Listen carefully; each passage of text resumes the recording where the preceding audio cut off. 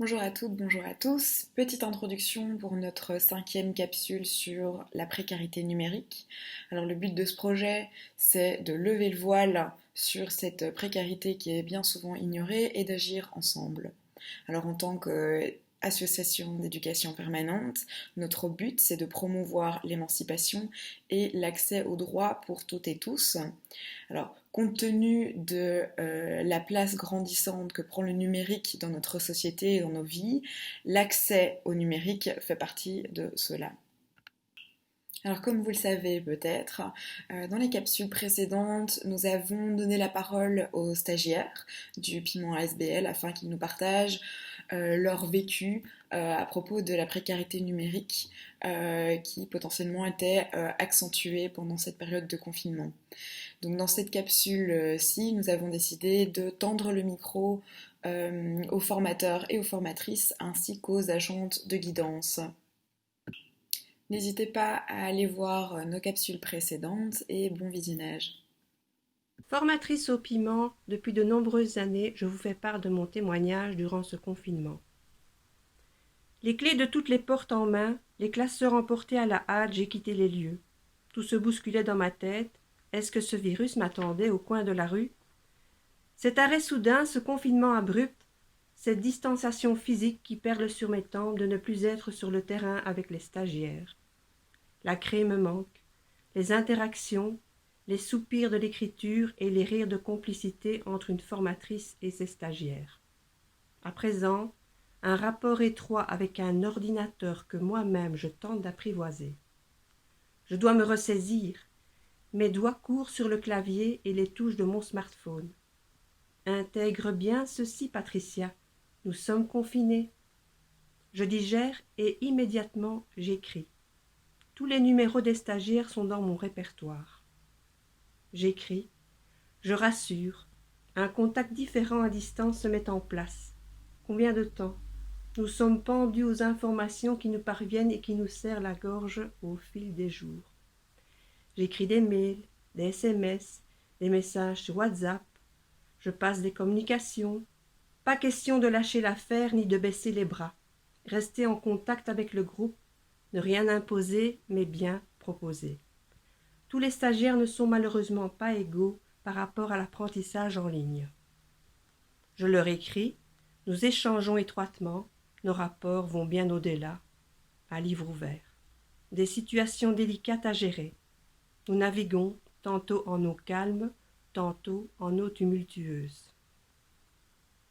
Du travail quotidien sur le terrain au sein de l'organisme d'ISP, ce piment habituellement habité est désert. Nous sommes à présent décollégués, en rapport virtuel, adeptes du Zoom, en superclic vers boîte de réception, nouveau message, message envoyé, en overdose de cette machine qui nous lie. De ce voyage en confinement, de belles réalisations ont pu voir le jour. Déconfinement, je t'attends, car demain, nous ressèmerons et tu n'as qu'à te tenir à carreau, virus. Bonjour à tous.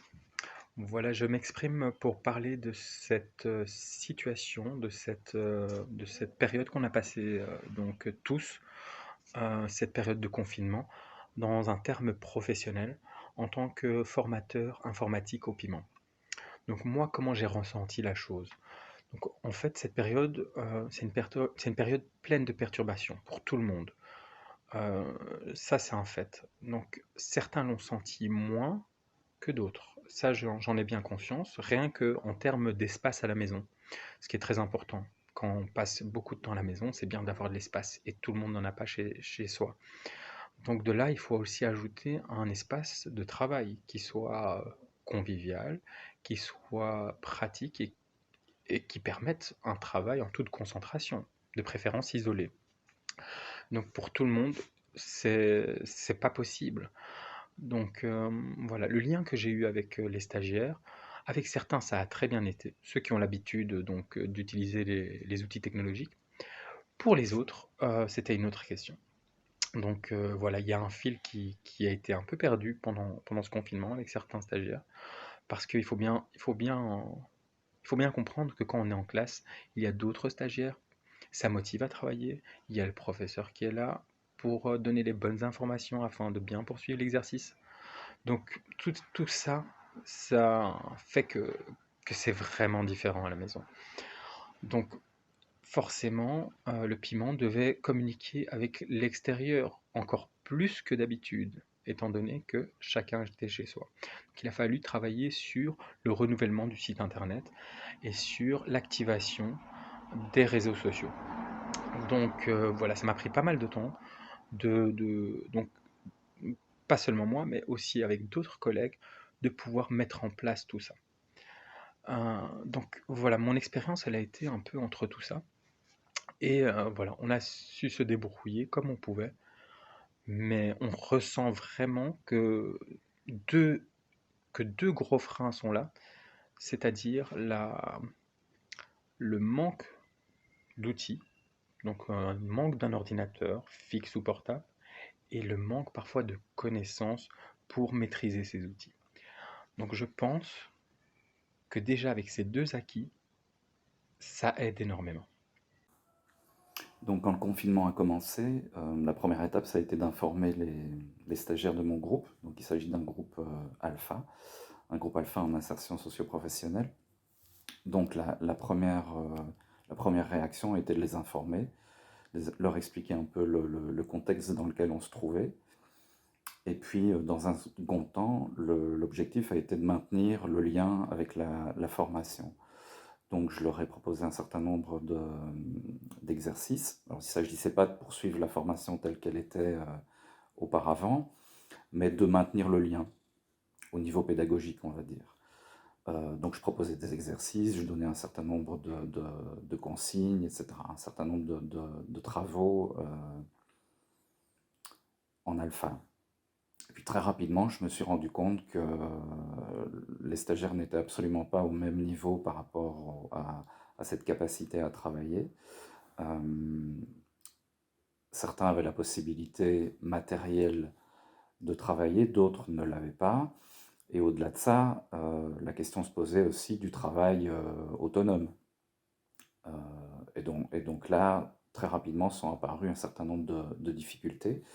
Donc finalement, le suivi pédagogique se faisait avec quelques-uns et pas forcément avec l'ensemble du groupe.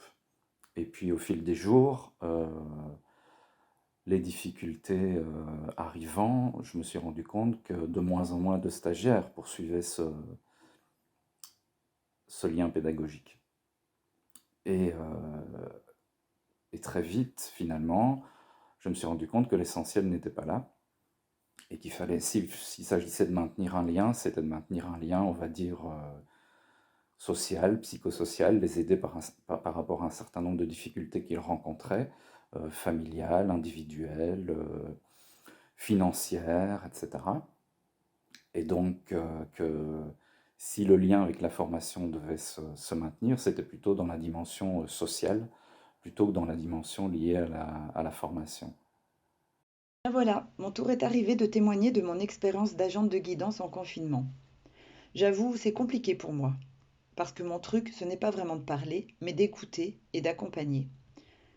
Après, que dire, comment parler, raconter cette expérience de guidance tout à fait inédite. Durant le confinement, la question centrale pour moi a été celle du lien, du contact à maintenir absolument avec les stagiaires. Faire passer ce message, nous sommes là pour vous, avec vous, malgré le confinement, malgré le Covid-19. J'envoie des mails, beaucoup de mails, aux différents groupes de manière hebdomadaire, mais aussi de manière individuelle, en fonction des interpellations, pour prendre des nouvelles, pour assurer, pour aider à garder le cap, pour orienter vers des permanences d'écoute, CPAS, colis alimentaires. C'est aussi pour réagir à des questions pour lesquelles je n'avais pas les réponses. J'essaye de répondre le plus rapidement possible pour ne pas être uniquement dans un discours, mais aussi dans l'action-réaction. J'ai toujours un œil sur tous les stagiaires via les groupes ou les formateurs titulaires. Seulement, voilà, les mails ne sont pas suffisants, ça ne va pas. Plusieurs stagiaires ne sont pas à l'aise avec l'outil informatique, n'ont pas l'outil informatique, n'ont pas la connaissance de l'outil informatique. Bref, la technologie, ça craint pour le coup. En plus, les stagiaires sont en zone d'inconfort lorsqu'il est question de l'écrit. Je le comprends. Oui, je comprends que ce qui doit se dire ne s'écrit pas toujours. Mon téléphone devient alors, d'une manière ou d'une autre, mon outil de contact. Et là, la parole se libère. Tout d'abord timidement, puis les mots se bousculent pour faire sens. Et là j'entends souffrance, mal-être, situation critique, voire de survie, finances, enfants, maladie, isolement. Pas de tabou, mais que c'est dur. En tant qu'agente de guidance, en tant qu'être humain, je m'invite chez les stagiaires qui ont accepté ce suivi et ils s'invitent chez moi.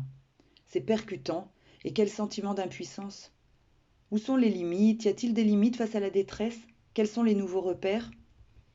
À l'heure actuelle où la technologie évolue rapidement, défiant toutes les frontières et les limites de l'impossible, rien ne remplacera jamais la place centrale de l'humain, spécialement lorsqu'il est écarté de cette technologie. Aujourd'hui, ce que je sais avec certitude, c'est que cet accompagnement en zone de confinement m'a donné une nouvelle leçon de vie. Bonjour, bonsoir. Je suis Marcelin Kingum, enseignant formateur chargé de l'accueil des primo-arrivants à l'Asbel Le Piment, situé à Bruxelles-Molenbeek. Le Piment, votre centre de formation, est passé leader dans l'art de former, d'encadrer, d'accompagner des femmes et hommes en quête de travail, en quête d'une vie meilleure. Le centre de formation Le Piment, disais-je, est à votre service, et cela depuis bientôt 43 ans. Après le Conseil national de sécurité tenu en mars 2020, la première ministre belge avait décrété avec un brin de stoïcisme le confinement quasi total, avec son corollaire immédiat, la fermeture des écoles, des universités et centres de formation. Je m'étais écrié, tiens, ça en est fait, la Covid-19 est advenue, incongrue et saugrenue, inexorable et indiscrète, avec son cortège de chagrin, d'angoisse, de mélancolie, son overdose d'absurdité et sa grande dose d'amertume. Eh bien, je me suis mis à réfléchir, à penser, à cogiter. Cogito ergo sum, disait le philosophe. J'ai appelé spontanément tous mes apprenants de alpha oral et alpha écrit, dont j'ai la charge depuis janvier 2020. Je les ai contactés via leur numéro de téléphone et ensemble, nous avons décidé de mettre sur pied une plateforme en ligne. Question de garder les liens, question de nous entretenir quotidiennement et surtout de continuer notre apprentissage de français en multipliant des exercices oraux et écrits.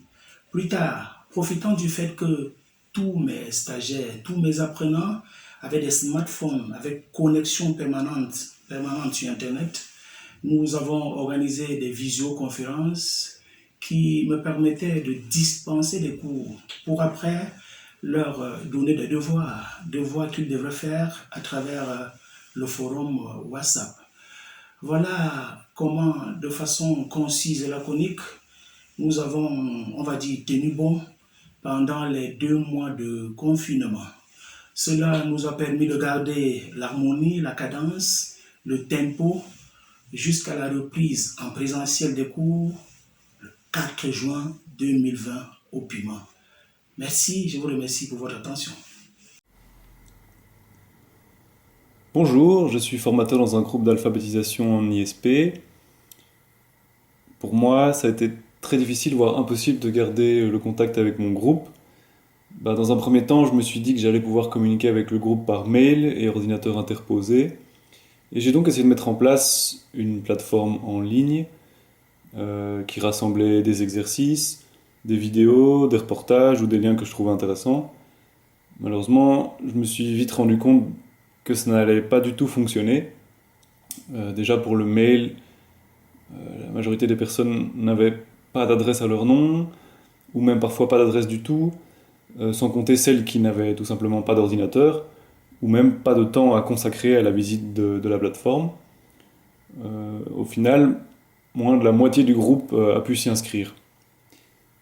Ce qui est un peu particulier dans mon cas, c'est que je suis surtout au niveau du matériel une sorte de fracturé numérique volontaire, et mon propre choix de ne pas avoir de smartphone a logiquement rendu impossible le fait de communiquer par WhatsApp, ce qui s'est finalement avéré être le plus utilisé par les groupes. Ou même, J'étais dans l'impossibilité aussi de téléphoner car j'ai un tout petit abonnement. J'ai juste pu envoyer de temps en temps un petit SMS. Mais voilà, ce choix de ne pas être connecté à 100%, je ne le regrette pas. Surtout heureusement grâce à ma collègue qui a endossé toute la communication avec le groupe et qui a, elle, pu maintenir ce lien et rester en contact avec les personnes de notre groupe.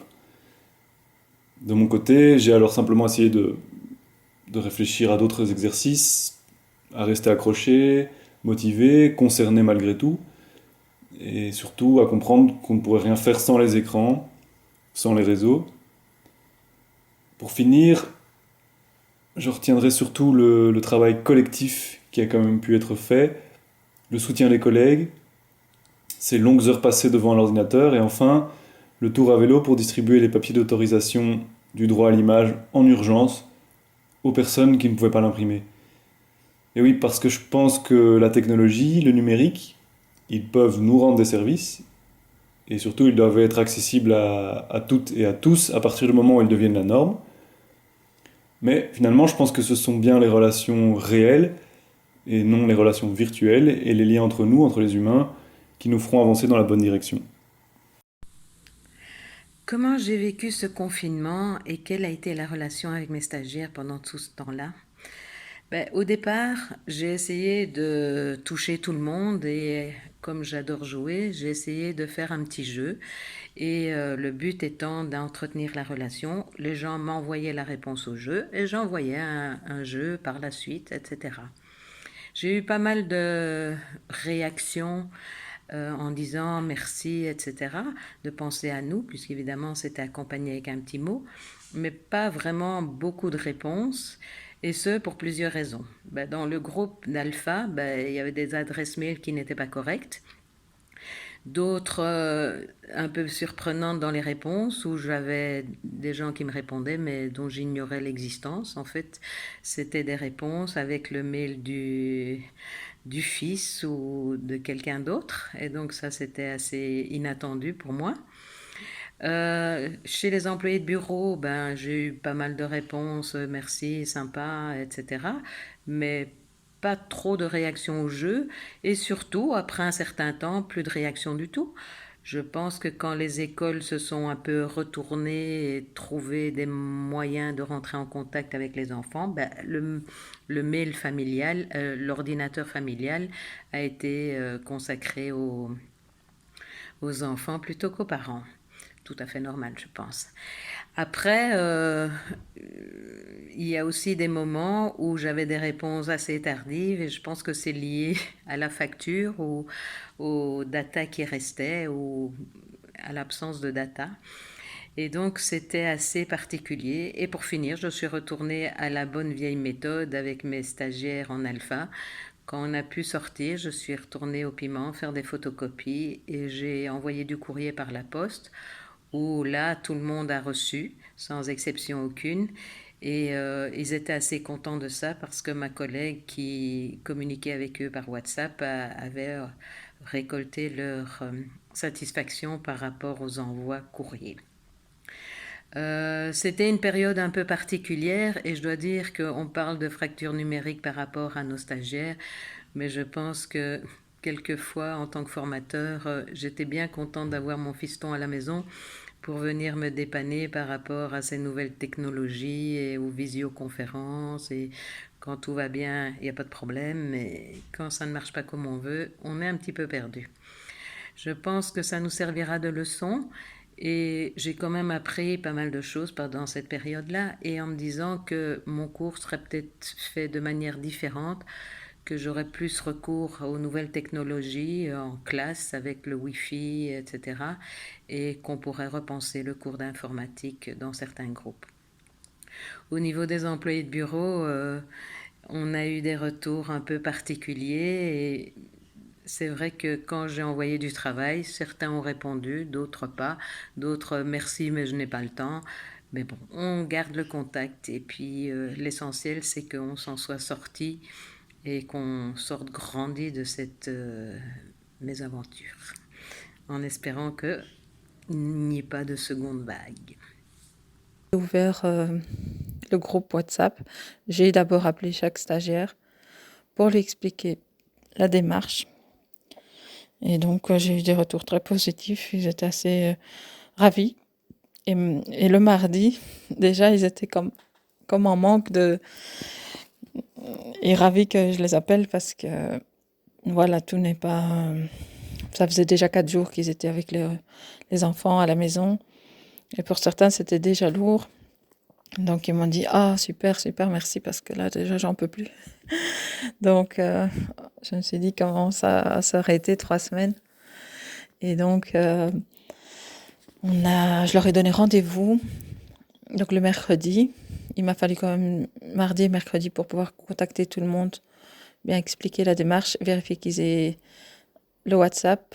Et donc, voilà. Tout le monde avait WhatsApp, tous les stagiaires, sauf une. Bon, elle m'a dit, j'ai WhatsApp, mais c'est ma fille qui l'utilise, évidemment. Et donc, c'est sa fille qui était le lien entre sa mère et moi. Donc, souvent, j'ai eu sa mère, mais sa fille l'aidait à lui transmettre les exercices ou ce qui est noté, ce que j'ai dit. Donc, ça l'aidait beaucoup. Et une autre stagiaire qui a aussi, elle n'avait pas, c'est son fils qui a, oui, c'est le numéro de son fils sur lequel il y avait WhatsApp. Pendant le confinement, c'était difficile et frustrant. Les contacts avec les stagiaires étaient pour ma part très limités. Par exemple, 1 ou 2 semaines après l'annonce du confinement, j'ai tenté de prendre contact avec un groupe. Le titulaire m'avait informé que 3 ou 4 stagiaires arrivaient à suivre les cours à domicile, mais qu'il était très difficile de mobiliser les autres. Je leur ai donc envoyé un mail, sans succès. Une seule stagiaire m'a répondu et a réalisé l'exercice demandé. Je me suis dit que j'aurais peut-être plus de réactions en les contactant via WhatsApp. 3 personnes m'ont alors donné des nouvelles. 3 sur 10, c'est peu, mais c'est déjà ça. Voici quelques réflexions qui me viennent en pensant à cette période de confinement et à la manière dont nous avons essayé, du mieux que possible, d'entretenir les liens avec nos stagiaires. Témoignage de Conchita, agente de guidance au piment. À propos de mon vécu et tentative pour garder le lien avec les stagiaires. Au départ, j'ai vécu la période de confinement, comme la plupart d'entre nous, comme une période difficile, mais nécessaire, d'isolement, avec pas mal d'inquiétudes. C'était difficile d'imaginer de ne plus voir sa famille, ses amis, ses collègues, de ne plus sortir de chez soi que masqué et de manière extrêmement limitée. Comme agente de guidance, je me suis posé la question comment j'allais pouvoir entrer et rester en contact avec les stagiaires pendant cette période difficile. Comment répondre à leurs demandes et faire un suivi correct si ceux-ci ne possèdent ni ordinateur, ni Internet, ni même parfois de GSM personnel ou d'unité. Et lorsque l'on sait que la plupart éprouvent des difficultés de lecture, d'écriture, compliquant ainsi le fait de travailler avec l'écrit.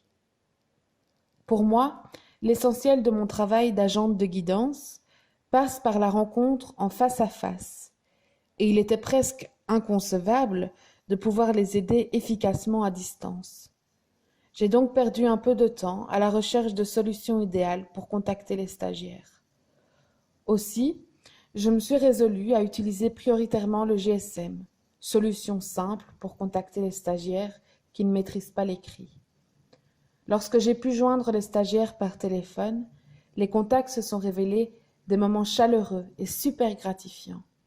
Entendre la voix des stagiaires, leur sourire, ainsi que leur profonde reconnaissance d'avoir été contactés à plusieurs reprises par leur titulaire, leur formateur ou l'agente de guidance, était une source de satisfaction pour moi. J'ai ressenti une grande motivation de pouvoir continuer à les écouter, les soutenir, les rassurer, et même à les encourager par rapport à la suite de leur formation ou de leur parcours. Ce fut également une belle surprise de découvrir que malgré l'éloignement et l'absence de contact réel, la solidarité était toujours présente parmi les stagiaires. Et cette belle solidarité, qui est essentielle pendant la formation, s'était avérée encore plus utile pendant cette période de confinement. La création d'un groupe WhatsApp par la titulaire dès le début du confinement avait contribué à cette belle réussite. Cependant, 2 stagiaires n'étaient pas reliés par WhatsApp.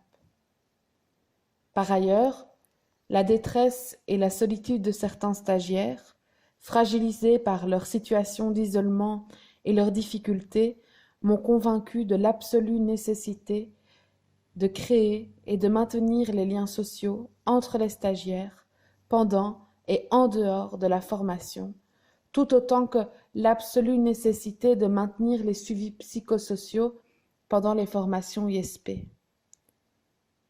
Aujourd'hui, je reconnais avoir regretté tout autant de n'avoir pu soutenir en face à face certains stagiaires affectés par des événements de vie très durs que de n'avoir pu joindre certains stagiaires, notamment à cause des problèmes techniques ou simplement en raison de leur précarité. Pour conclure sur la fracture numérique dont on a beaucoup parlé dans cette situation inédite de crise et de confinement, je pense que cette nouvelle inégalité sociale s'ajoute à celle déjà connue qui existe au niveau scolaire et qui est tout aussi présente dans le secteur de l'insertion socio-professionnelle et de la formation des adultes.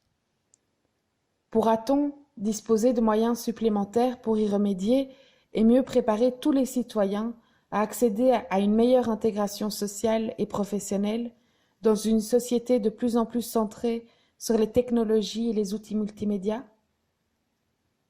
Conchita, agente de guidance. Dès le début du confinement, les questions se sont bousculées, les doutes se sont installés, les certitudes sont apparues. Impossible de travailler à distance avec les stagiaires, faire comme si de rien n'était. Non, ils n'ont pas d'ordi. Non, ils n'ont pas de quoi se payer Internet. Non, ils n'ont pas d'espace et de temps pour travailler leurs cours. Non, tous ne savent pas utiliser l'outil numérique. Mes stagiaires, ils ont des difficultés en lecture et en écriture. Un de mes collègues a créé un super site de classe, mais là aussi nous avons été rattrapés par la fracture numérique. Décourageant, rageant d'entendre les discours du tout au télétravail, du tout au cours à distance. Le travail en insertion socio-professionnelle se base sur les échanges de savoir, sur les rencontres, sur les expériences vécues en groupe et ne pourra jamais être privé du contact social, du lien humain.